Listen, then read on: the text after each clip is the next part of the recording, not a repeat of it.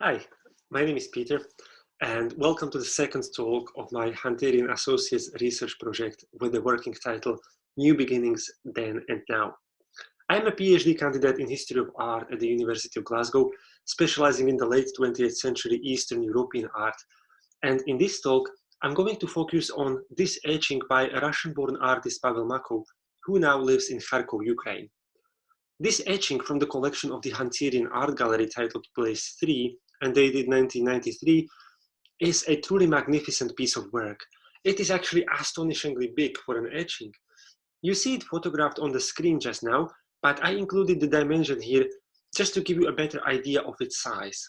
The image is 28 centimeters high and almost 140 centimeters wide, which is really the size of a breakfast bar table. At first sight, from the distance, the image of this etching may look like a post-apocalyptic view of a city after destruction perhaps, or at least that's what it looked like to me when I first saw it, like an arrangement of relics of the world, both man-made and natural, as if they were filling in some scars or cracks in the landscape. But before I get to the closer analysis of this image and to the discussion of what it actually shows, I would like to spend a few moments talking about another etching by Makov from the collection of Glasgow museums, just to make a quick prelude to Place 3. This etching is a slightly earlier work by Makov. It is called Morning, and it was recently on display in the Kelvin Grove Art Gallery as part of the little exhibition titled Between Utopias, Russian Art in the Early 1990s, which was organized by me, so perhaps some of you had the opportunity to see it in the flesh. It is similar size like Place 3, maybe a little bit smaller, but again, it is a very dominant piece of work. The composition of Morning is centered around these ancient Roman ruins surrounded by what seems to be a group of wooden siege towers. And when we combine this visual of siege, ruins, and destruction with the title Morning, we may understand this work as the morning after destruction, or as the dawn of new beginnings. And when we take a closer look, we see that the wasteland is actually covered in little plants springing from the ground. Morning actually took quite a long time for Makov to finish. He began the work on display in Russia in the mid-1991, and he finished it here in Glasgow in 1992.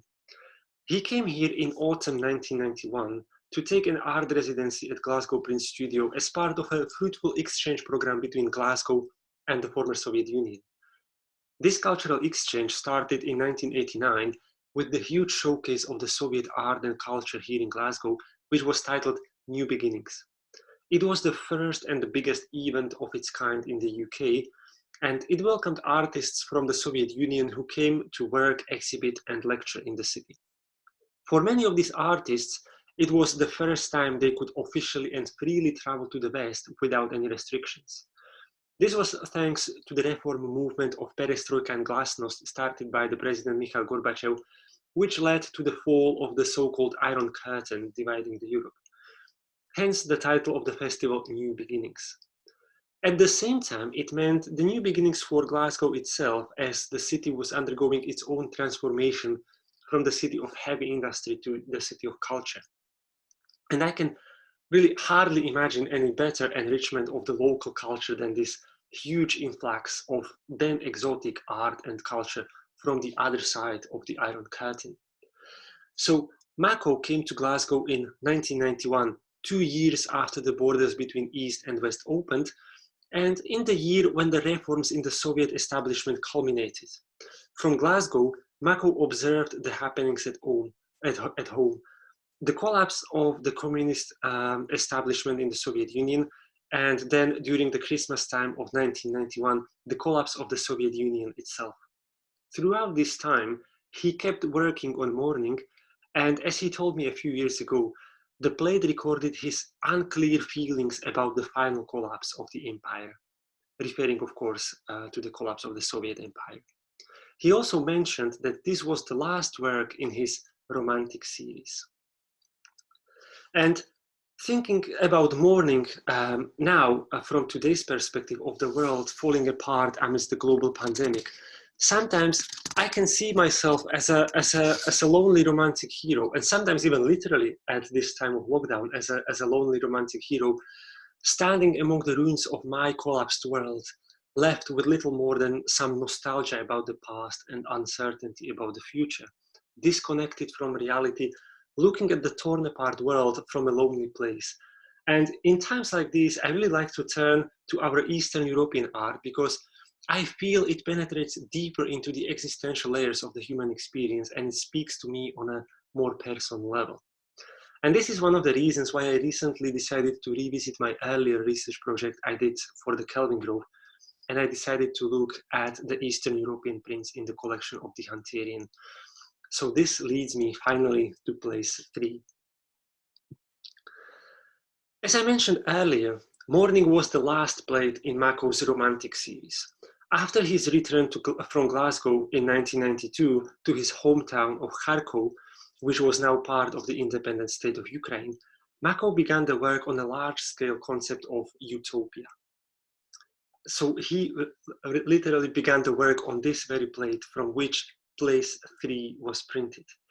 As the title suggests, it was the 3rd stage of this etching plate, and it really kept evolving further until 2005 within the concept of utopia, and the whole process is documented in Makov's book Utopia Chronicles, which is available in digital form on his webpage.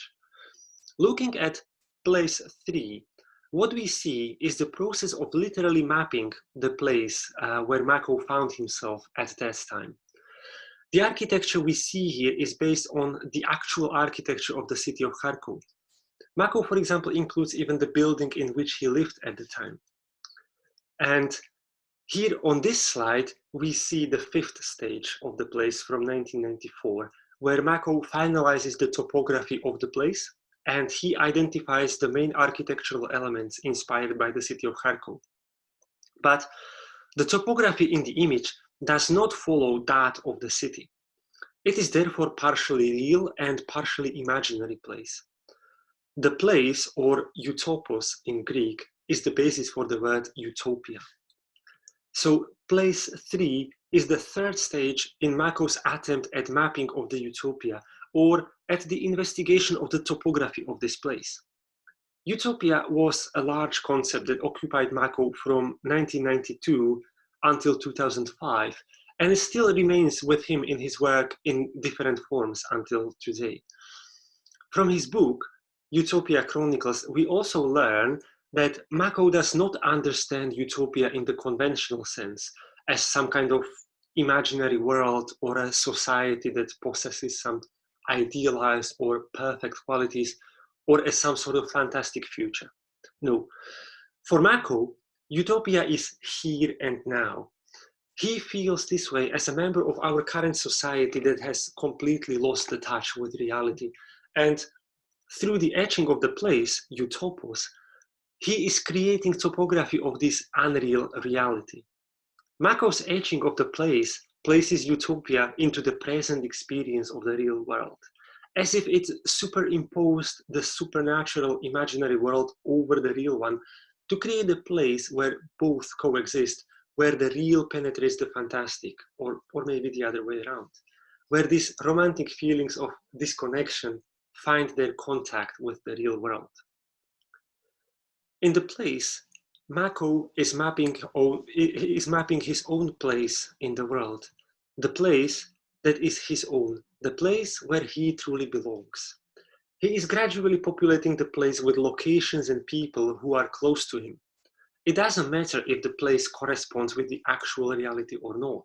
The main point is to discover the possibility to virtually transform any place into my place.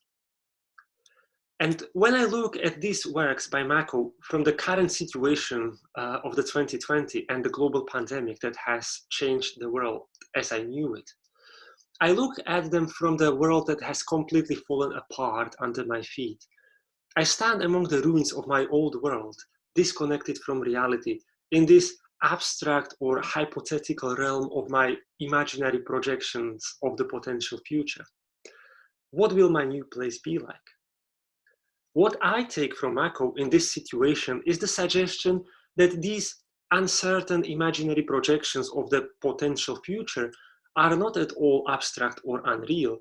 The magic of art as practiced by Pavel Makov seems to be in his suggestion that multiple worlds can coexist at the same time, and that I have the option to choose which one of them I want to make my own place. And this is something that interests me greatly about Makov in my research project that looks at the new beginnings then and now, and asks what we can learn from these artists about the time of transition. How did they deal with the change and the new beginnings then, and what we can take from their work that could inform our own new beginnings now. So thank you very much for your attention and have a nice day. Bye.